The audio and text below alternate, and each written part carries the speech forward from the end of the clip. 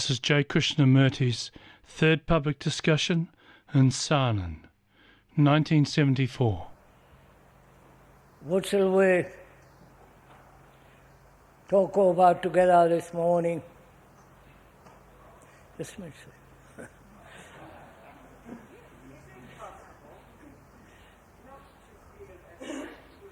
You know,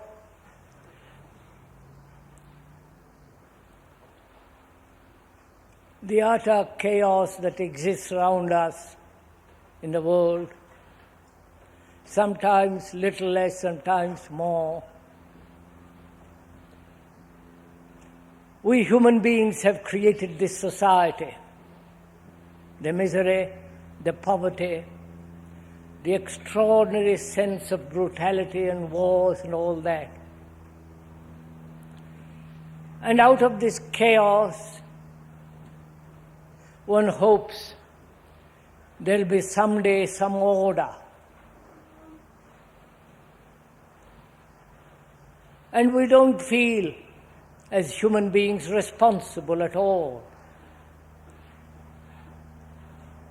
We're all concerned with our own little problems, with our own critical, rather asinine attitude towards institutions, towards this and towards that.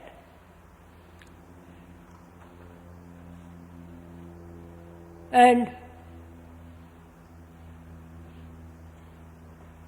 what is the place of morality when there is no authority? When the so-called religions are fading away? When you can do almost what you like, steal, murder, take money in high places and so on and on and on, corruption. And we feel utterly helpless. And all this corruption, this destruction, this great misery and suffering, we are responsible. We don't feel that responsibility. And what can one do to make or to help you to realize the utter, inescapable, the flame of responsibility that you must have?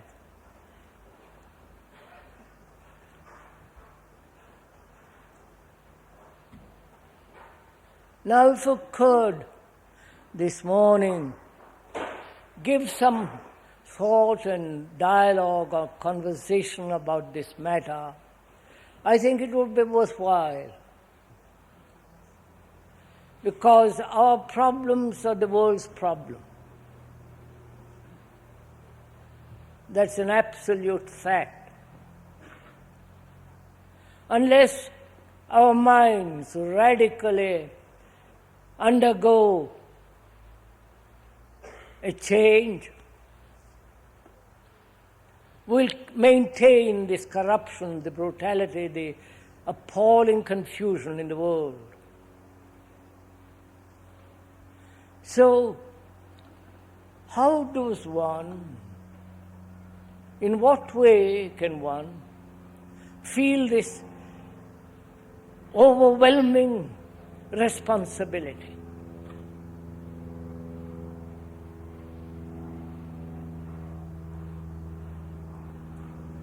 Can we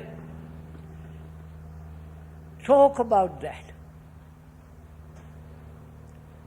Can we converse, have a dialogue between two friends?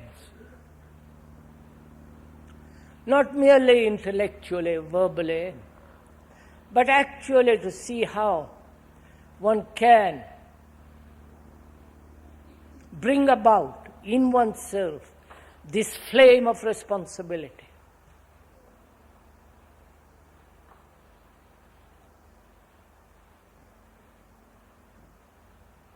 Would that be worthwhile to consider? Or would you like to discuss or argue or offer opinions about if there is God, if there is no God?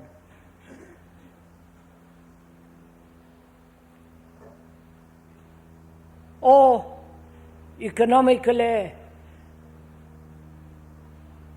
discuss economy, the pollution, all the things that are happening out there but not here.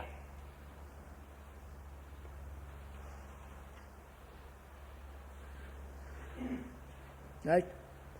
So please, if you all want to go into this matter, let us talk over it together. I hope I haven't put any of you off your particular question. Perhaps if you put your question, what you want to discuss this morning, we can include all that in this major question.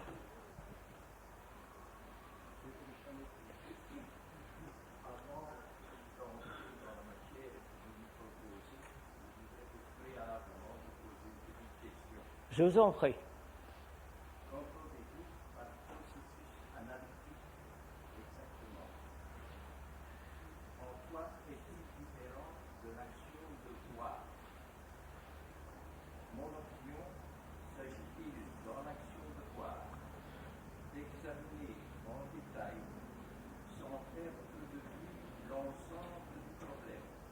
Bien, un instant, je vous en prie. Il faut que je traduise autrement. Bref, je vous en prie.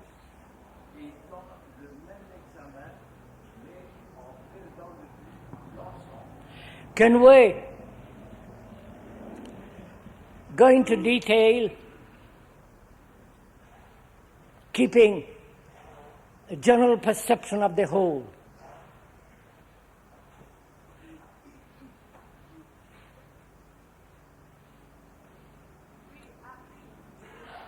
Beg your pardon? Action? Qu'est-ce qu'elle dit? Did you have other questions, or would you tell me if you... What? The act of... Action and memory. Comment? Reaction.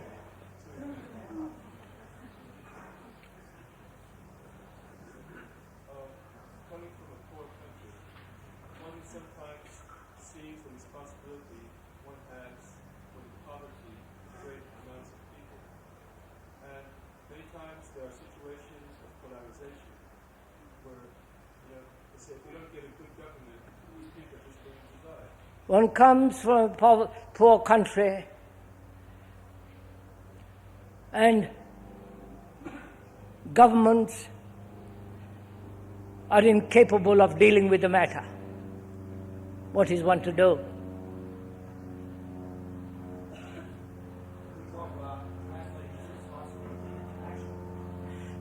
Possibility of? What into action? How do you propose or how do you suggest the feeling of responsibility into action? This responsibility, or to understand our responsibility, would seem to take a great deal of energy, and I was wondering how that relates to effort. How do you have or obtain or come upon this great deal of energy when you feel responsible? Can I do something for the world before I can transform me completely? Can I do something to the world before I change myself? Basta, no?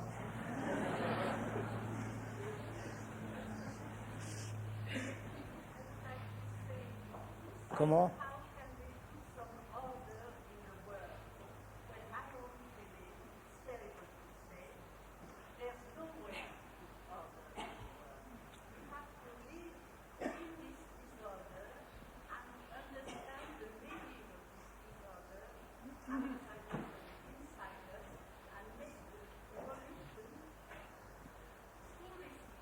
Madam, that's what we were talking about.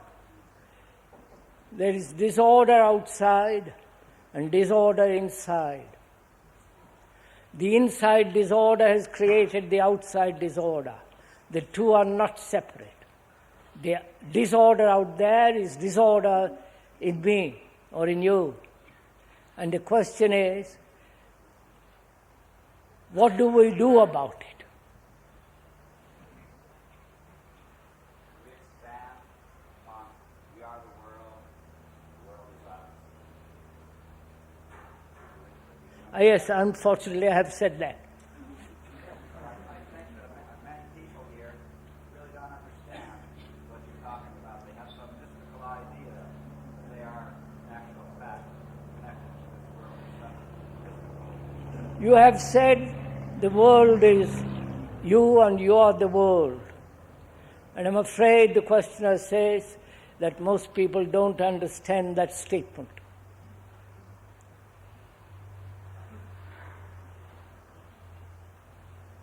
It's a bit hot, isn't it?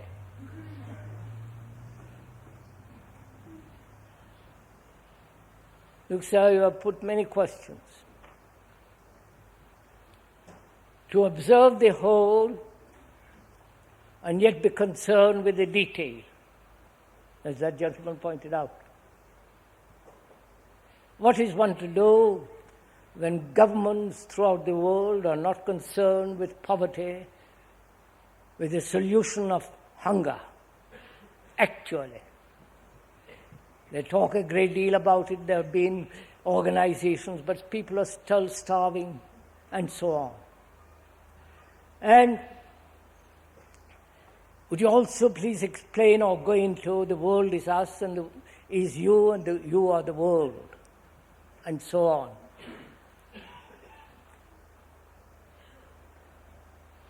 I think if we could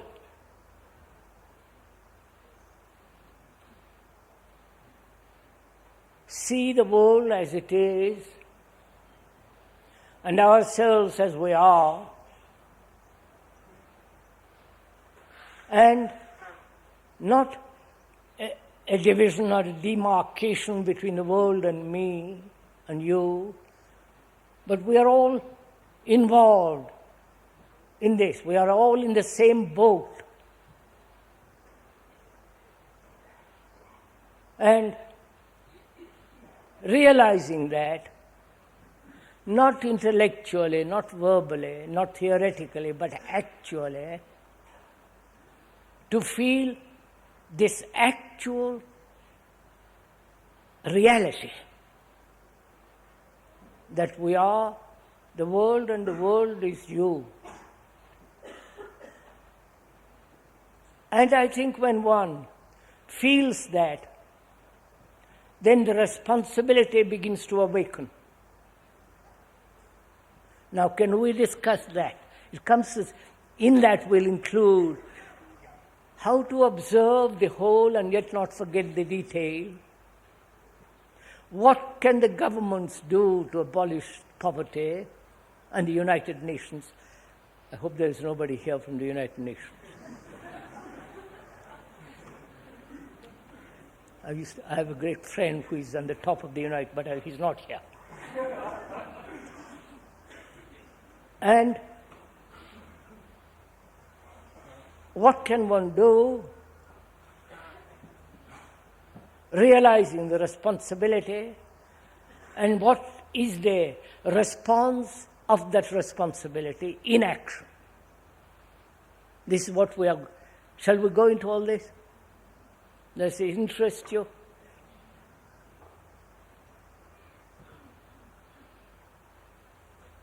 First of all, why have we divided the world there and the world here, the inner and the outer? Why does this division take place? No, don't give explanation. Let's find out. Let's go into it.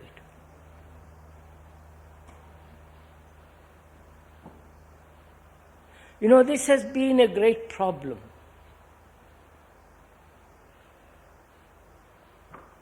The yogi the sannyasi, the monk, says, I am not the world. The world is an illusion. The world is a temptation. The world is destructive. And I withdraw from it in order to find reality. This has existed from times immemorial, the division between the outer and the inner. And there are still people who say, I don't want to identify myself with the world. The world has nothing to give me. And there's been a great deal of controversy among the communists. The commissar and the yogi, the division. And having divided, Vincent, the outer and the inner, we are trying to bring it together, integrate what is called these two divisions. You integrate. See what the mind has done. Divide first and then integrate. Bring them together. That's part of yoga. Yoga, the meaning of that word, means to join the outer and the inner. And having divided the outer and the inner, then we proceed to join it. I don't know if you follow this. Now, why has the mind done this? Let's think about it. Don't say, yes, I have an answer. I don't know, we are investigating. Why has the mind, your mind, and the mind of civilized human beings, the culture that minds throughout the ages have created, why is there this division?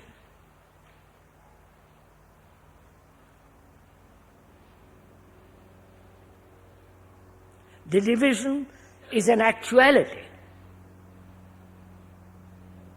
The religions have maintained the inner and tried to control the outer, politically, through propaganda and all the rest of it. But they have divided it. Why? How does this happen?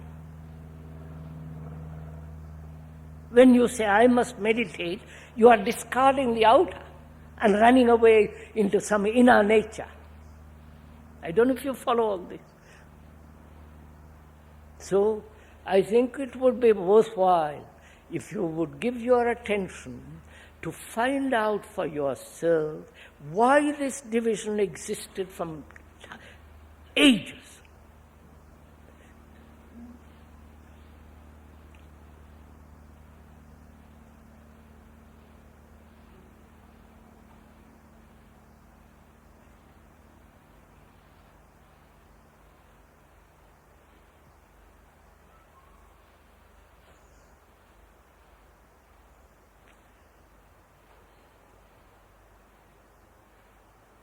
What's your answer?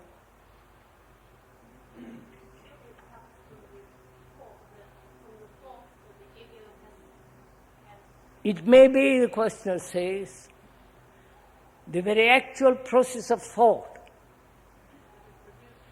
that has divided this. The me and the not me, the we and they.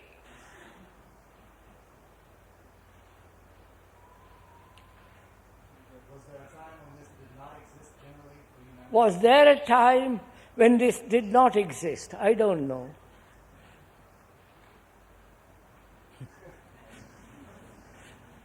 But it exists now, unfortunately, and I want to find out why the mind has divided this thing. Identification of the me. What, sir? Identification of the me. The identification of the me. You understand the question, sir?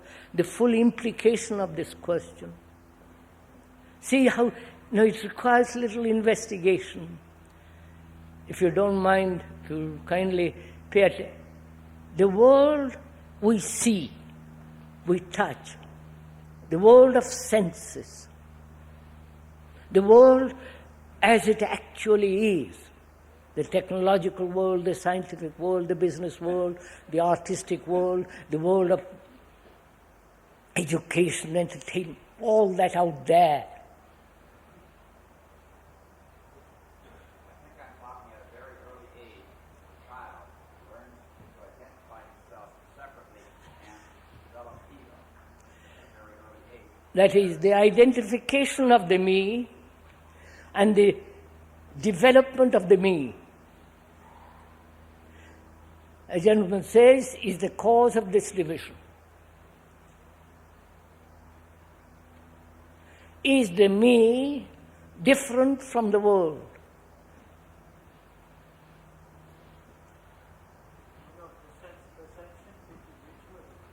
What, sir?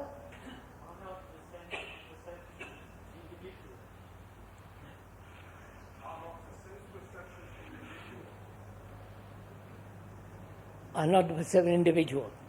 Now, is there individuality? Individual means indivisible.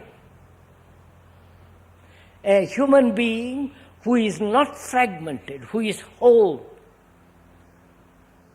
That's what's the actual meaning of individuality, indivisible. In that, there is neither outer nor the inner. We are not that kind of human beings. We are not individuals.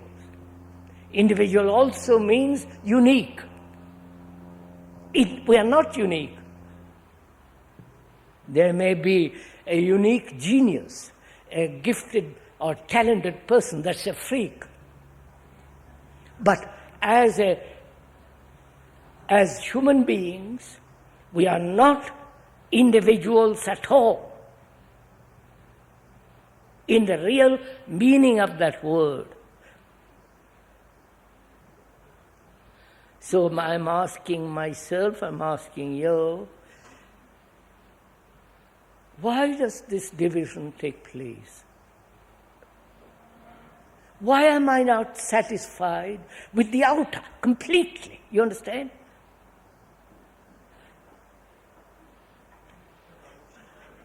Just listen. I'm one of the speakers, sir. I'm one of the questioners. So please give your attention to the questioner. If we are completely and utterly satisfied with the outer, the cars, the amusement, everything that's going on, say it's marvelous, I love that.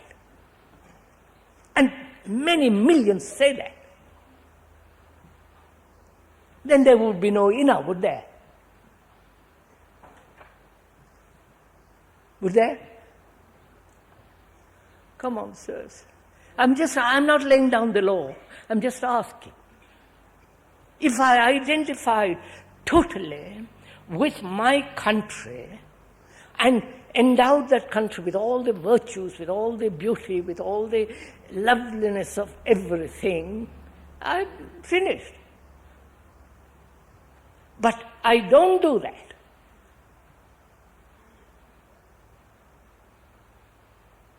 I want something much more. The more intelligent, the more sensitive, the more alive you are. He said, that's very superficial, but want something much more. I think there begins the real worm of division. Don't you? So there was somebody there.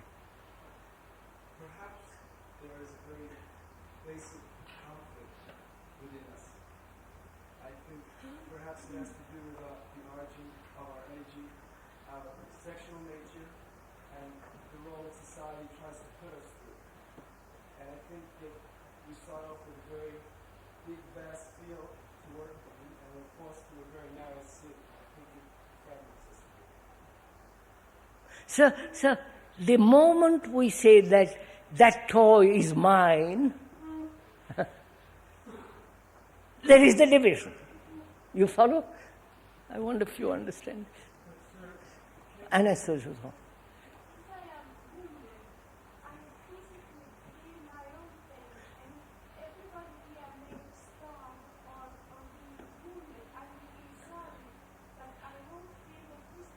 Of course, madam, that's quite true. If I have a wound, I feel it in my body, which is me. I am not concerned with others.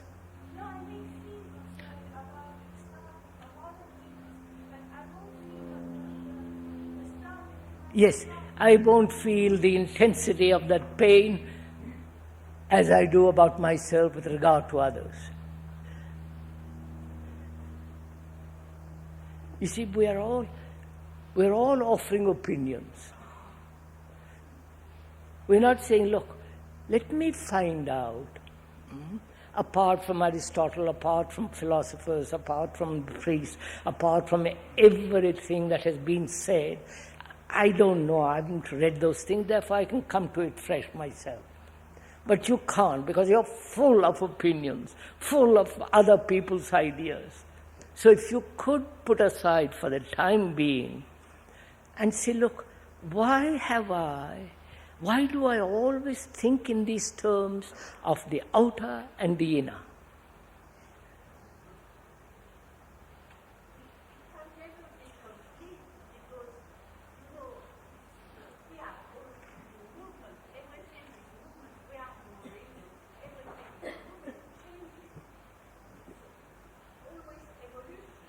Oh, is there always evolution? You see, this is... What do you mean by evolution? To evolve, to grow forward in evolution. Are we? You are so hopeless. No, please, you see, don't make statements. Don't assert anything. We are trying to find out, if you will kindly pay attention, not to your answers, but find out for yourself why the mind has divided the world as there and the world of me as something separate.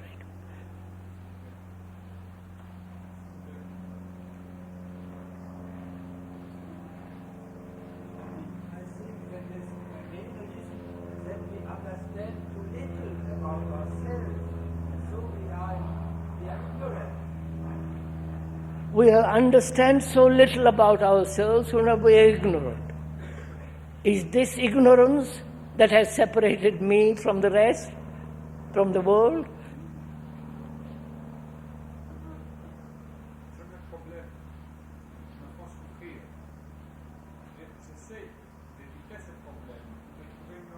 Écoutez, monsieur, je vous en prie, nous demandons pourquoi, why does this division exist? Not please stick to that one thing for the time being. We'll come upon all the other questions. Suffering, my personal suffering and the suffering in the world. And is there a suffering which is not personal at all? So we'll come upon all these questions if we can find out the first question we are asking. Probably you have not thought about this at all.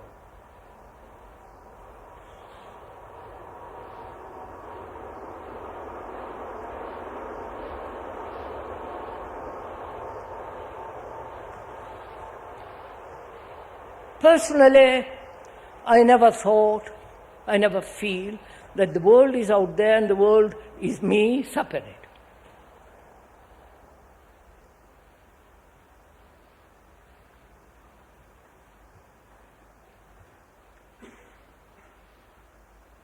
And everybody round one approaches the problem from the outer to the inner, and from the inner to the outer.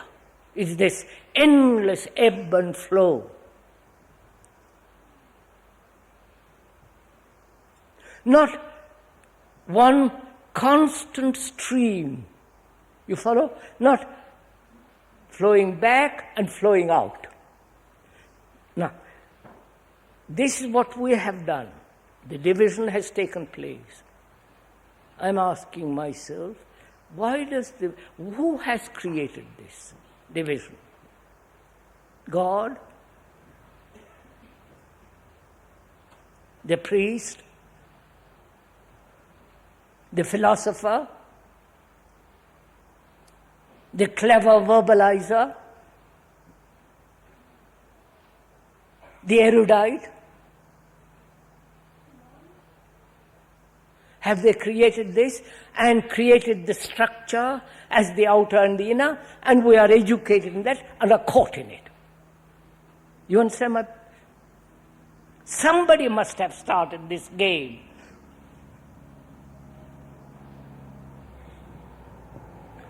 Yes, sir. Is not the life of life itself separates? I know all that, sir. The cells separate. They have been saying there is atom is the whole. It's not broken. Now they know it can be broken. The cells are broken, and all the rest of it. And you are saying it is the very nature of life to divide. And build, destroy, corrupt. Don't just say build and leave it at that. It destroys.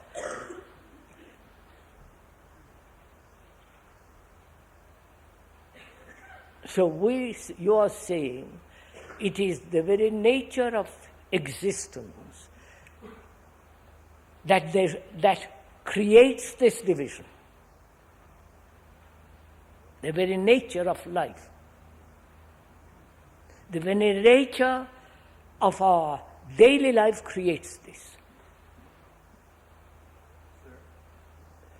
Sir, the not me cannot exist without the me. Come on. What? The not me cannot be there without the me. So there's an action that creates this fictitious or this real sense of me. Let's take that. He says the me and its activity creates this division. What is this me? Not what is it, sir. We describe what is it. What is the action that we miss at each moment that perpetuates and regenerates the sense of me? The action of memory. What is the action of memory that sustains and maintains the me? Why do we miss that action of memory as it regenerates itself through each moment in our life? Why do you miss? Yes, we don't see this self-created. Why don't we see the action that is generating the me? Because we are probably blind. We are not aware. Look, sir.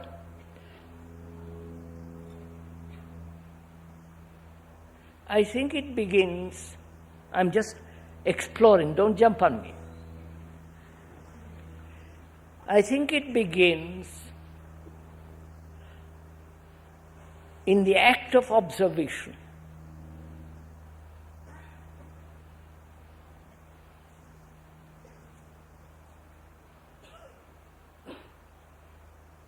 When you observe, there is always the observer.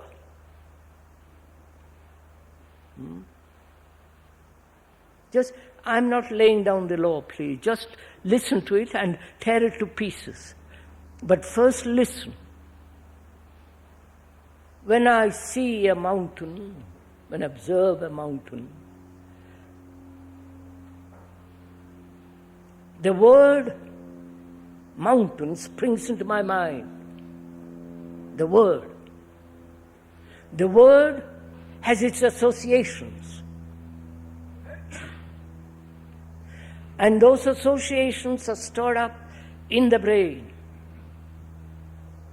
So when I see that range, that line of snow and peaks and the beauty of it, I say it's a mountain. Right? Go slowly. And the word has already divided the fact from the observer. You understand? You follow her? Am I right in this?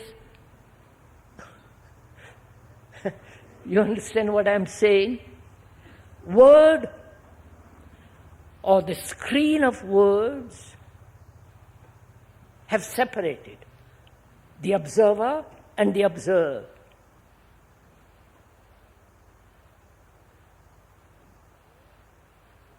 Obviously. The words that, with their associations, bring about a certain feeling, sensation. You follow? My wife. There are certain associations with that word, and the words and the memory are separated. The woman and the man. My wife. Right? Just, we are investigating, we are moving. So there is this problem of verbalization. And I know the word is not the thing. And yet all the time, words are coming into action. Right? So words, phrases, all that plays an immense importance. He is an Italian. Immediately there is a division.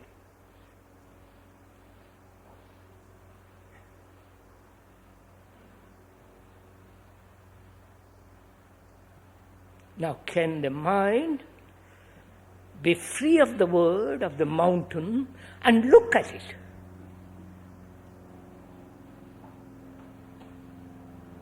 Then is there a division? Division being space, distance, time. I wonder, you follow this?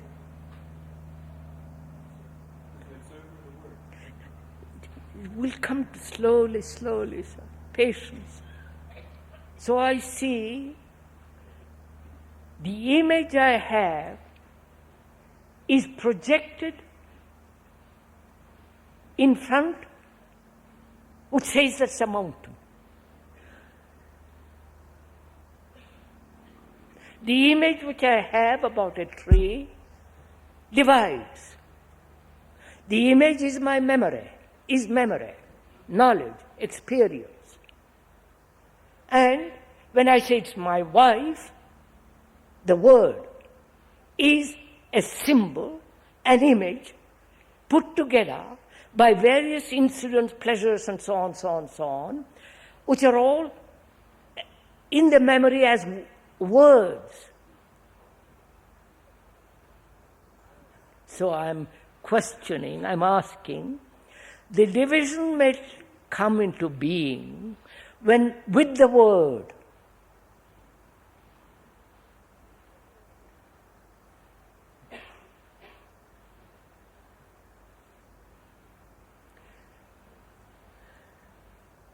after all, there is the Christian, which is a word, with all the symbols, with all the tradition, with all the ideas. And there are the Jews, Hindus, Buddhists, Muslims. They're all words. And the mind and the brain is the instrument of words. The word creates the thought. Without the word, is there a thought? I hope somebody will follow all this, contradict it, or say, no, you're not talking nonsense. Sì, perché noi pensiamo sempre che siano i pensieri a produrre le parole. Just so. Not as you say. Not as I say. He says, in Italian, the thinker invents the word. Yeah, is a consequence. The word is a consequence of the thinker. I am saying the opposite. You may be right, sir. But let's look at it. I said we are investigating. The speaker said the word divides, the word is employed in order to recognize, and so on, the word. And I said the word may be the division. And the word, our friend says, is the expression of thought. Right? Now, is there a thought without the word, without the symbol, without the image?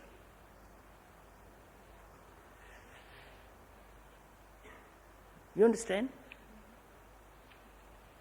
We said there is the thinker first, and then words flow from that thinker.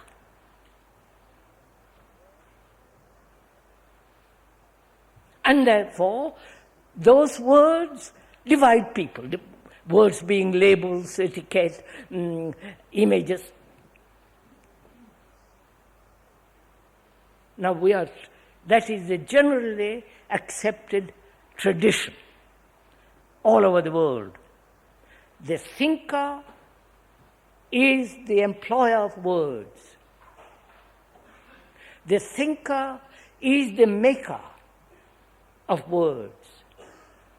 The thinker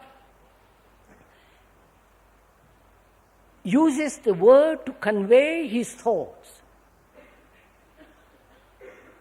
The thinker is, in essence, non-verbal.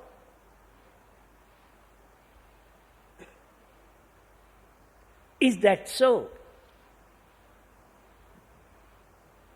I do not know if you ever tried to find out if you don't use a word, words. Is there a thought?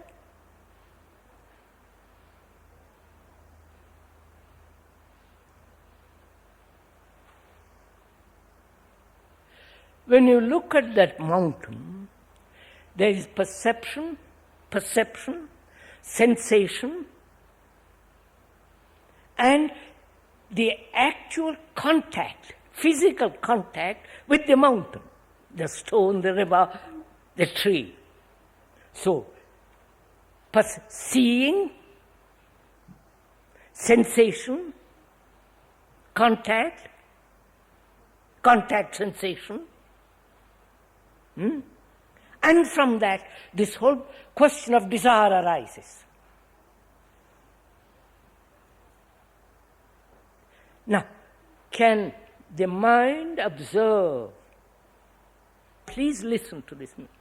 Can the mind observe that mountain without the word, without the sensation, without the contact, sensation contact? Just look, non-verbally.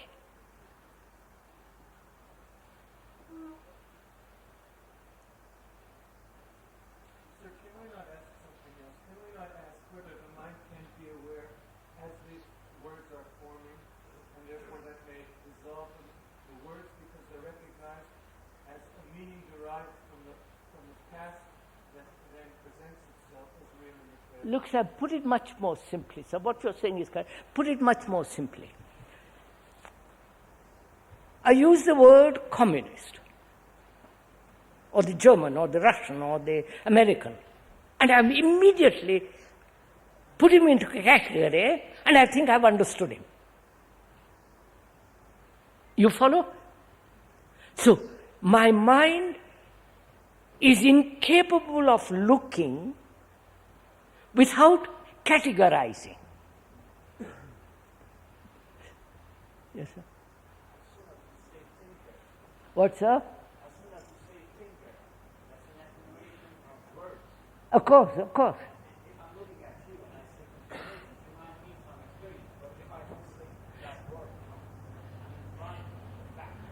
So we are trying to find out, sir, what it is, why is it we have the world outside, the world inside? Why is it there is a German, there is a Russian, there is a Jew, Arab, Hindu? Why this division?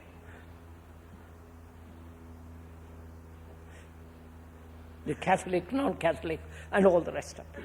Obviously, it's so simple. It's so simple you won't see it.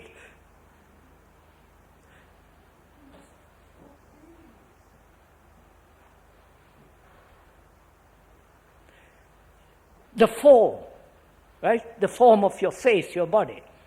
Then the name. Look at what takes place. The name. With the name, the associations. So that immediately you have a name, a word, different from me. So you are the word, the form, the shape. And I, the form, the shape, and so on. So immediately there is a division. So I am saying to myself, is it this division, does this division take place with words? The word being, just a minute, sir, the word being Muslim, the Christian. Remove the word, remove the label, remove all that, you are me.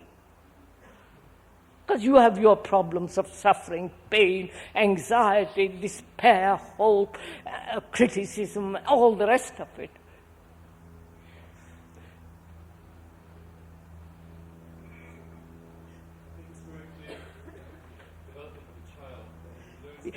Don't take the child. Yourself is good enough, sir. Look at yourself. So why? Forget the child. Look at yourself as you are. Don't go back to child. Of course, sir. That's what words. And when we give a label, which is the word, I think I've understood the whole thing. When I say he's a Hindu, I'm finished. Remove the label is much more difficult. So, that may be the reason why the division exists. The word being memory. Word being the remembrance, knowledge, experience. All that's stored in the brain, which reacts in action according to the image it has. Right, sir? That's fairly simple.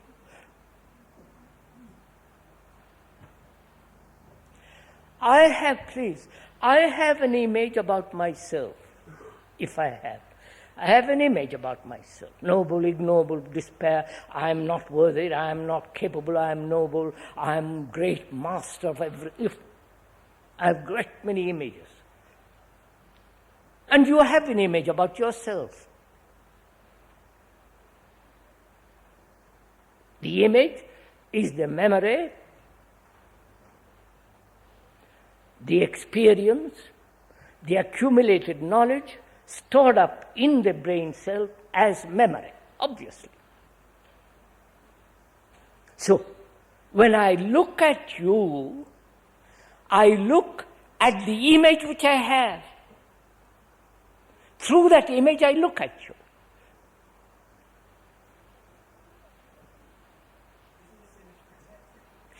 Wait, sir, we'll find. Of course, it's a protection of oneself, protection of an image which I think I am.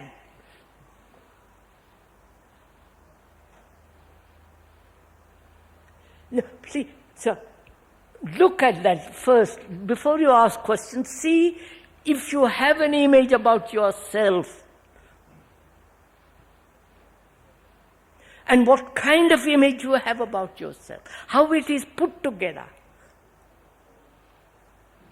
Education, suffering, the whole civilization, the whole culture says, you are important.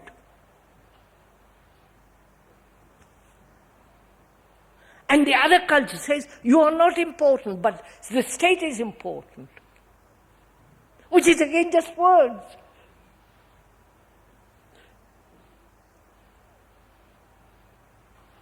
So can I, please go next step. Can I, the word, the thought, memory, experience, knowledge, is the observer. You got it? The word, with all its associations, sensations, the word, the memory is experience, memory is knowledge, stored in the cells. Now, when I look at that mountain, all that comes into being. Right? Therefore, I am looking at that thing with an image which I have. Now, can I look at that thing without the image? You understand? This is really important. Go into it, you will see. Then, see what happens. God, it's so exciting, you people me so much.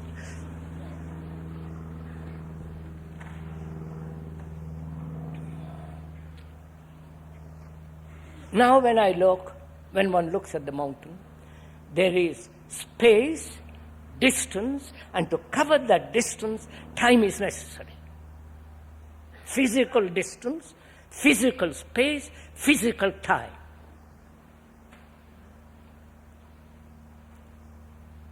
That will always be there.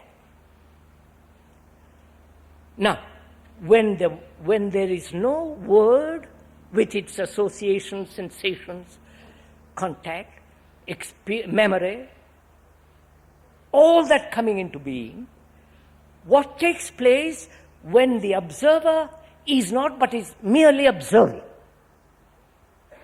You understood my question? Vous avez compris? You have understood, sir? Now, what takes place? Unknown. You haven't done it, sir. Don't say there is nothing. You people don't. Time stops. Huh? Time stops psychologically. Psychologically? Sir, look. You understand? The observer divides. Right? The observer is the past, which is memory, experience, knowledge. When you are actually experiencing, there is no me. Right? The me comes into being only after saying, yeah, was a marvelous experience. And I must have more of it. How can you experience without the memory? No, I'm showing you something. There is no experience when there is when the observer is not.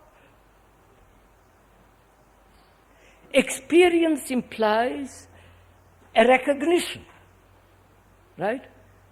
Recognition means that it's already been experienced, stored up in the memory as an experience and remembered, which is the observer.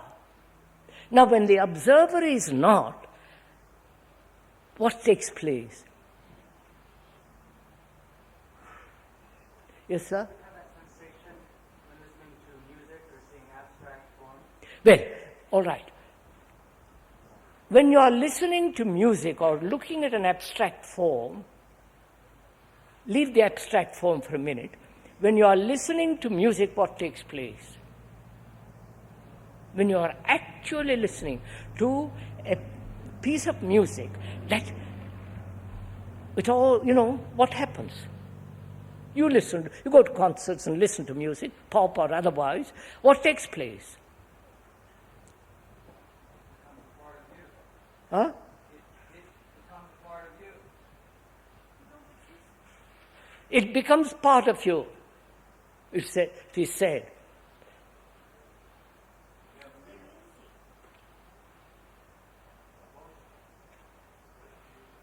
Look, sir, you are listening.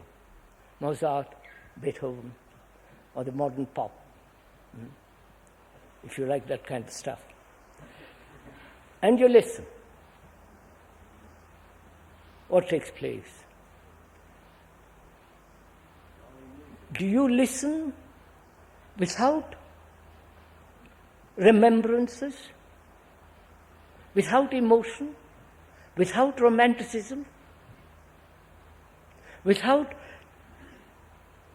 saying, by Joe, that was a marvelous thing which I heard the other day, and it woke up so many memories, so many feelings, and I would like to capture that same feelings when I listen today? Don't you go through all this? So you're not listening, are you? Huh? So the music defies you to listen. Yes, that's what we are saying. The fact that I prefer some kind of music and not some other, I said- it means that the music acts on me, on the remembrance, only for this. So, sir, that's what I am saying. Can you listen, observe, without the observer? So do it, never always saying, I can't, I don't know, and remaining there always.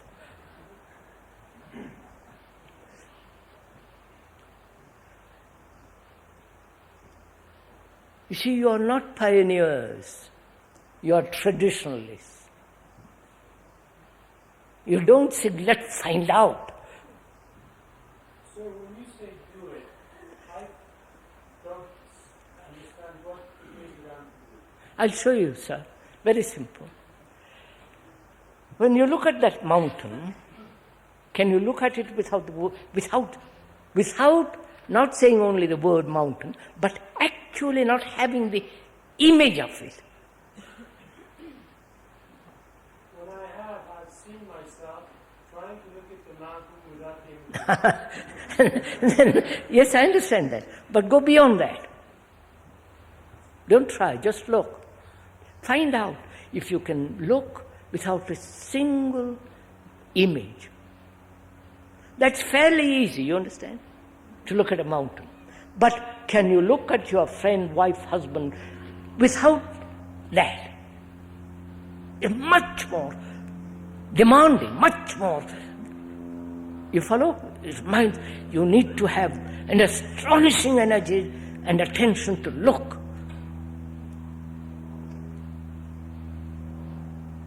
So, the division apparently takes place when there is an image which has been put in the mind through so-called culture. The culture of Catholic world, the culture of a Hindu, and so on, so on, so on. That's one part. The other part is you give a child a toy and it's immediately his. And you take it away from him, he begins to cry, all the rest of it. The immediate pleasure, the immediate identification with that toy is me, the creation of the me. It's my toy.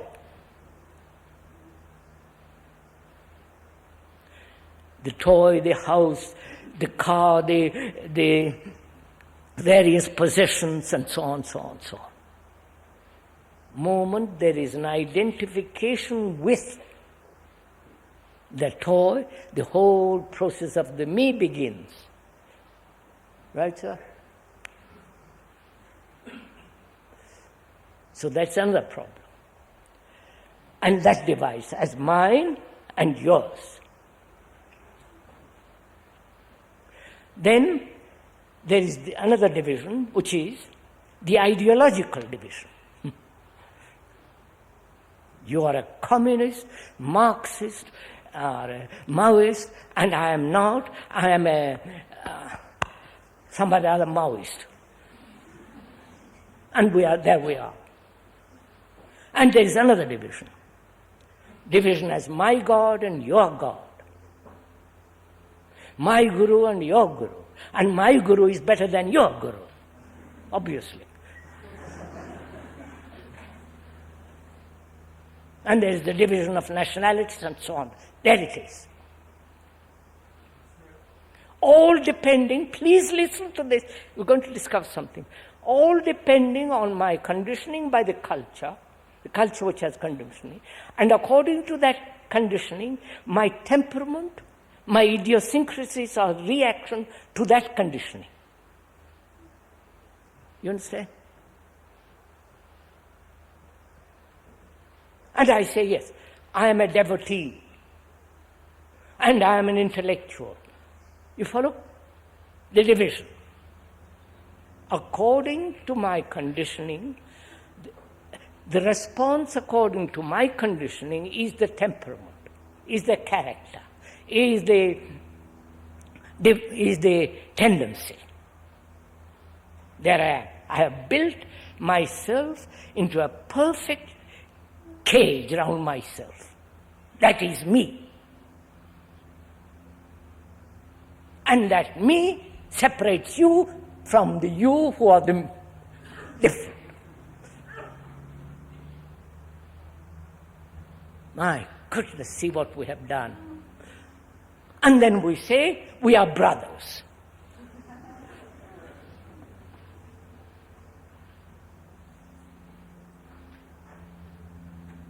And we try to find, holding on to my division and you holding on to your division, a common ground to meet, which is called tolerance. I'm not being cynical. Right? This is what we are playing the game. And I say to myself, is it possible not to have this division, not to be conditioned, not to have this everlasting me operating?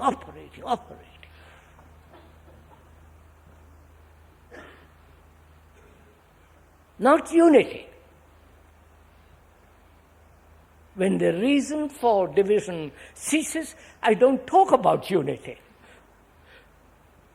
brotherhood, or any of that. And when there is no division, then the question of poverty, all that will be answered.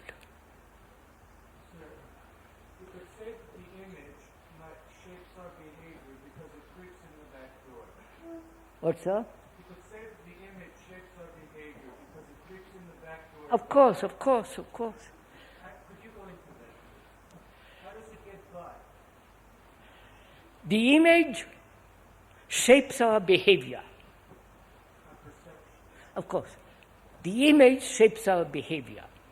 The image I have about you as a great man and the image I have about you as the cook are different. And my behavior is different, obviously. No? You are the great man and my behavior to you, because I have an image of what is great, and according to that image I behave. Yes, but how is it that I see that image not as an action of memory? It gets in there as a reality, not as a memory. Of course, sir. That's why I'm saying, sir, can you look at your image You understand? Whether in the hidden or open, can you look at that image and see how it is created, how it is put together? And from that image, all action, all behavior, all morality, everything takes place.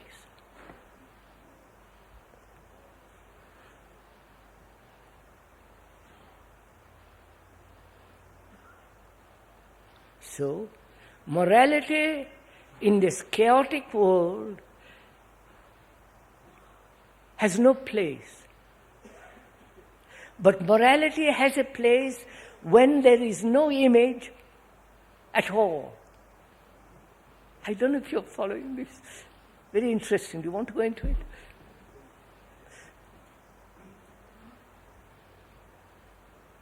So the stronger the image, the greater the division, obviously. And I see you as rich man, everything you have. And I have the image, and I am a poor man. And I have to work, all day and all day after for pittance. You follow? Where is morality in that? I will steal. And I say, why shouldn't I steal? You have stolen, otherwise you won't be rich.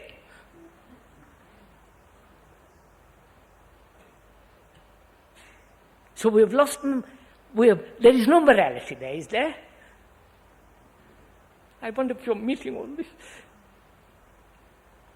And if I have no image, and you have no image, what takes place?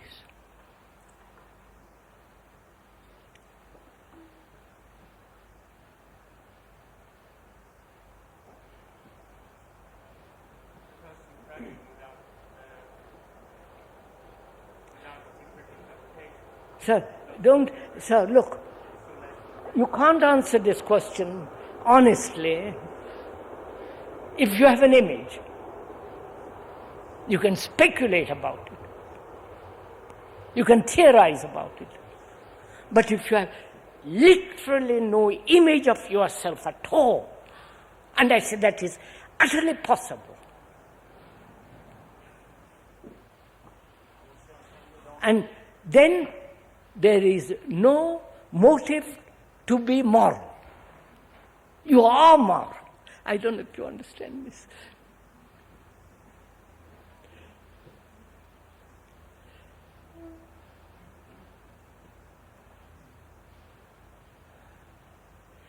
So we're asking, we come back to the question, you are the world and the world is you.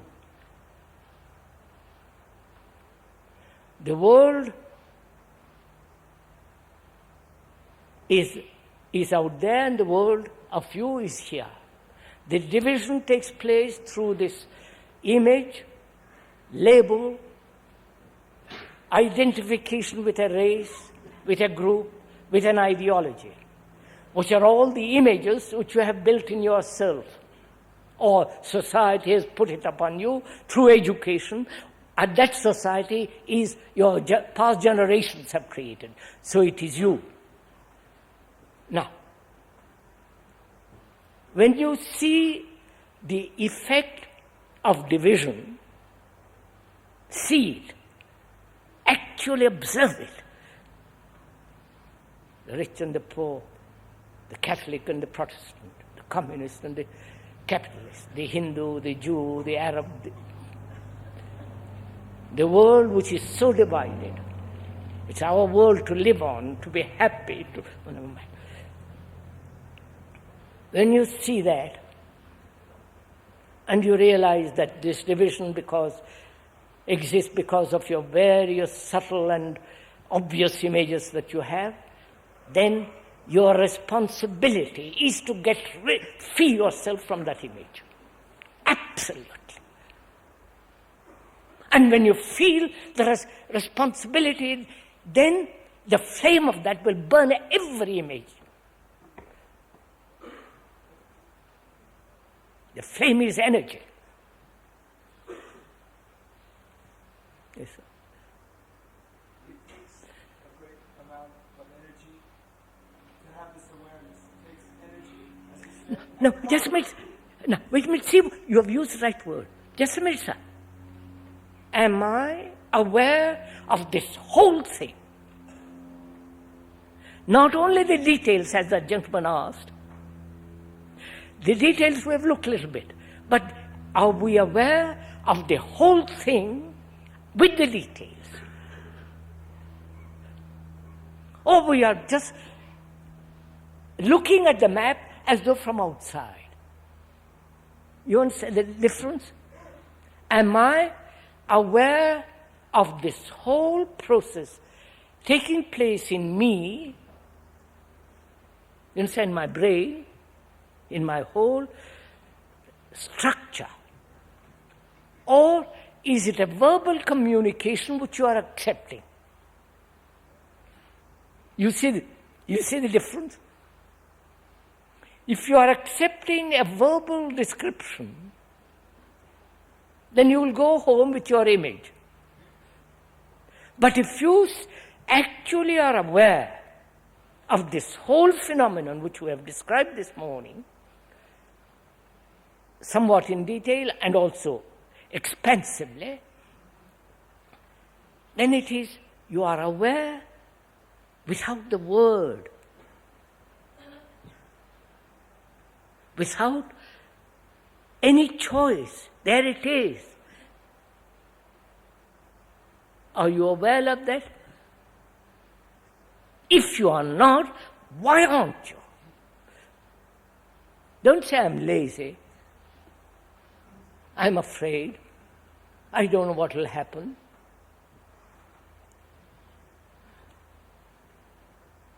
You've got this, your responsibility.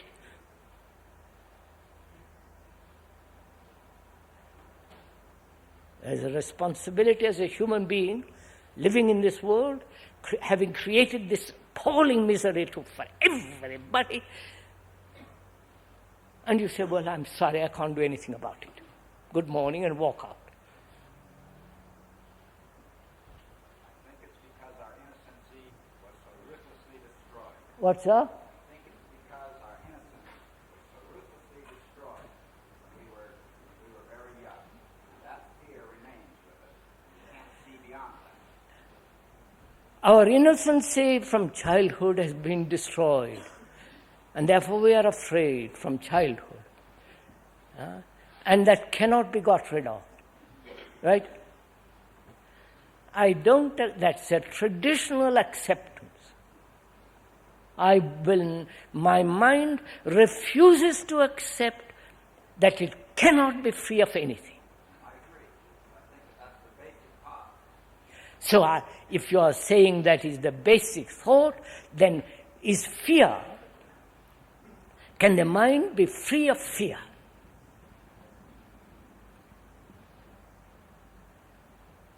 Again the word, you follow, sir? See how we play with words. Is that, please listen to this, is that childhood fear so strong, so highly developed by the parents, by the society, by the school, by college, everything that's what you call culture? Is it a word or a reality? Please listen to it. Is it a remembrance or an actuality? Not an actuality. Therefore, it's a remembrance in the past. Right?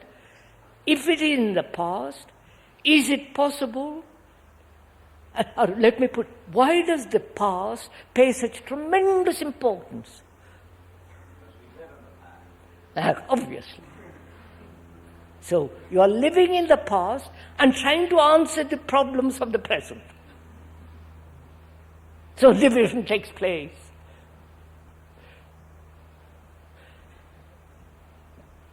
So can the mind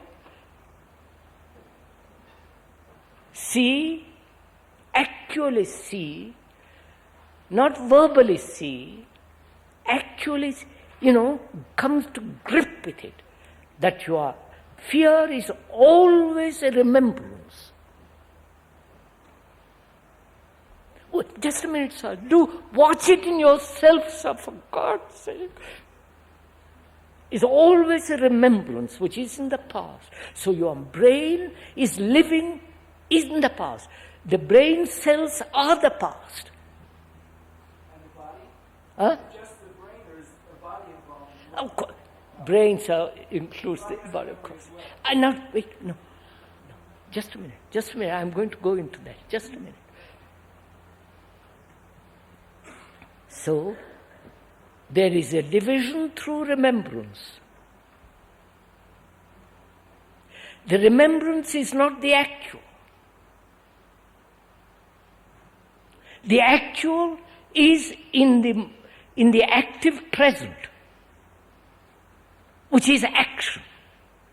Now, can there be action without the infantile, grown-up memories? You understand, sir? This requires, great deal of perception and the feeling for words, the feeling of the reality of remembrance, the feeling that we are all living in the past and tradition and betraying the present all the time.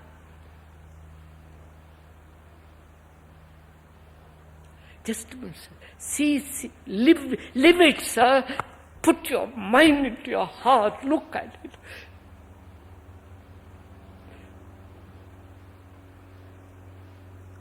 So, fear is a remembrance. The thing that is over. It's over, but the brain retains it and recognizes a feeling which it calls fear, because it recognizes it verbally and so absorbs it into the past. I don't know if you follow this. You understand, sir? Whew. There are the remembrances of fear, which is the past, stored up in the brain. Next minute, sometime a little later, or today, somebody says some things to me, and there is that feeling, reaction. There is that reaction. The brain responds immediately and calls it fear. Follow this. The immediately responds and calls it fear. Recognizes it as fear, and therefore strengthens the present fear with the past remembrances. You've got it? Have you got it, sir? Have you got it? Look.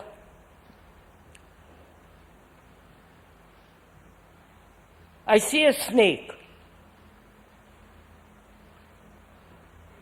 And from childhood, I've been told snakes are dangerous. There's a memory, a remembrance, stored up there. And when I look at it, the whole response is from the past. And says, be afraid. Now can I look at that snake without the remembrance? I've personally done this thing because it's greatly amusing to watch oneself operation. I've met lots of snakes and I know it. So, can there be an observation without any movement of the past? And therefore no fear at all, just observation. It doesn't mean I observe the bus rushing towards me, I walk out, step out of it. Yeah.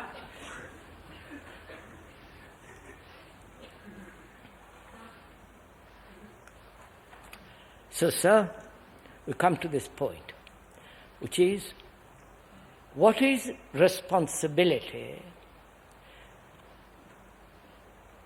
with regard to morality, with regard to action, in a world where there is no morality, where action is a continuation of the past as tradition, and therefore incapable of meeting the present? What is a man who sees all this and feels utterly responsible, not verbally, but you understand? I want to say something. Sir, wait a minute, just a minute, sir. Just a minute, If you can do it, I wanted to say something. I'm sorry, I haven't finished, sir. But I'm just jumping at you like Sorry. that because of these situations that occur again and again. I say something and you jump at me. Because for the simple reason, sir, I have not finished my sentence. Oh, that's an explanation. Not an To me, it's not valid. In my case, it doesn't fit. Us it is valid. I won't even discuss this point. Where was I? What is responsibility in relationship to action in a world that is utterly confused? What is my responsibility? When I see the whole of this thing, the division, how the divisions have arisen, how we sustain those divisions, what the divisions have brought about in the world, I see not only the whole of it, but also all the details of it, the economic, social, religious, private action, private belief, public belief, deception, all the rest of it, the whole of it. What is my responsibility? What is your responsibility?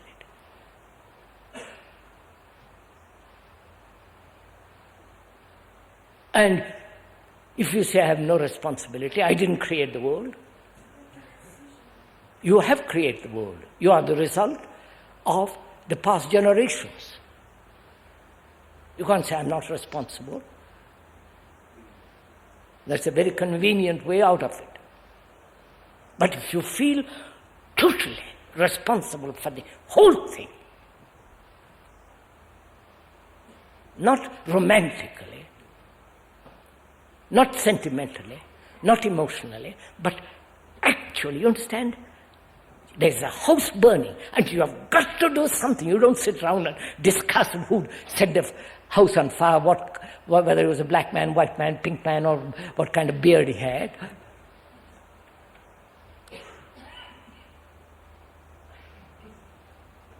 Why don't you feel the responsibility of this?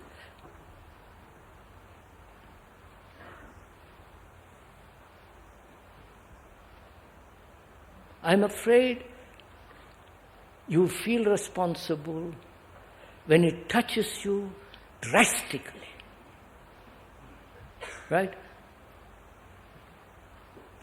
When you are hurt, when things are taken away from you. That is to affect you personally, then you feel responsible. But you are the world.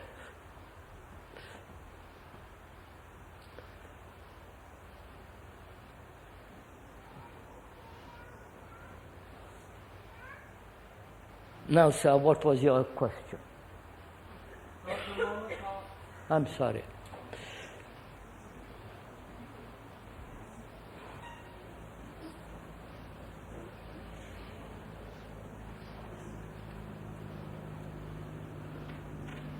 So,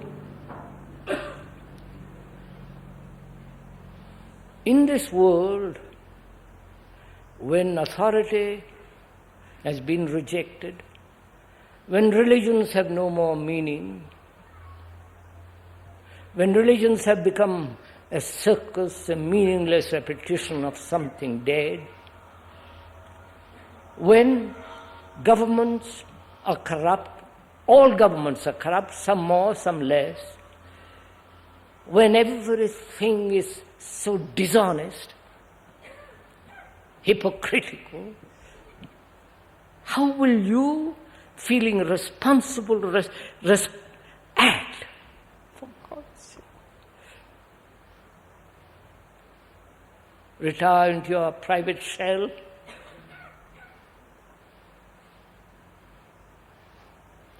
We used to know a friend, an Indian, belonging to the same group as we did, highly educated. And he said, this is too much for me. The world is too awful. I can't do anything about it. And he withdrew totally. I haven't met him for many years. And I saw him some time ago. He has withdrawn into a world of his own, into a meditative world. And he said, yes, you're perfectly right.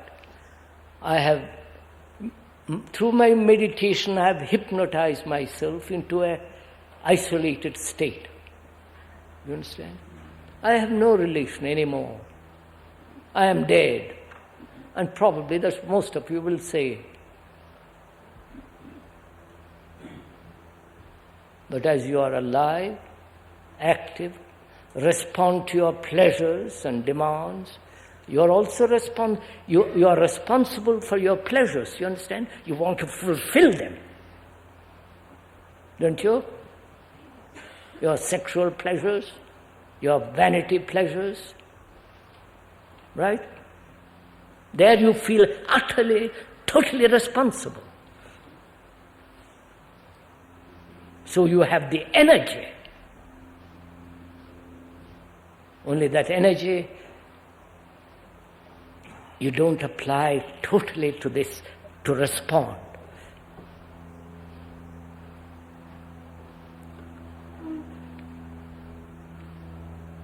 So look, when you respond totally, that is creative action. You understand? There is no imitation, conformity, authority. You respond because you see the whole and the detail, and because you see it, you are free to act. You understand all this?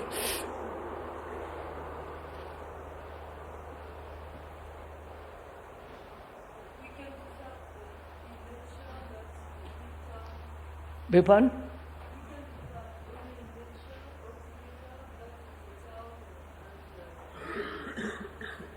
Madame, je n'ai pas compris. What?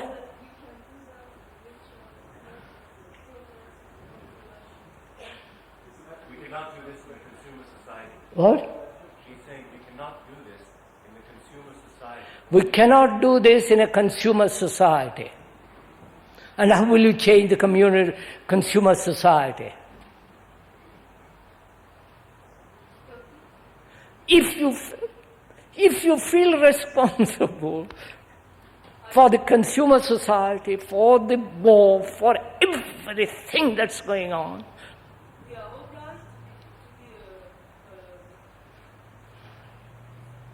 Madam, écoutez, consumer society, then you won't buy a pair of shoes, is that it? Then you won't buy a pair of trousers or skirt or whatever you call it. Because by buying, supporting, consumer society is sustained. Therefore you won't buy, will you? Then what happens? You gradually isolate yourself and go away, right?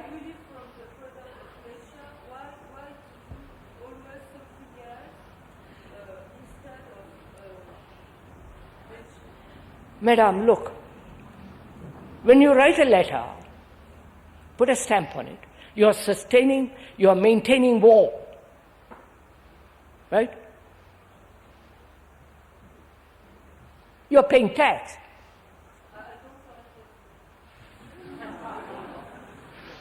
I don't pay tax either because I have no money. But those who pay tax, by saying, I won't pay tax, or I won't buy this, I won't do that, what happens? We are going to stop war?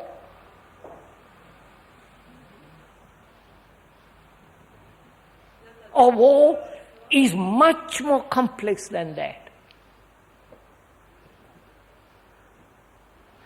There has to be a beginning. Begin with the whole and not with a more petty little thing.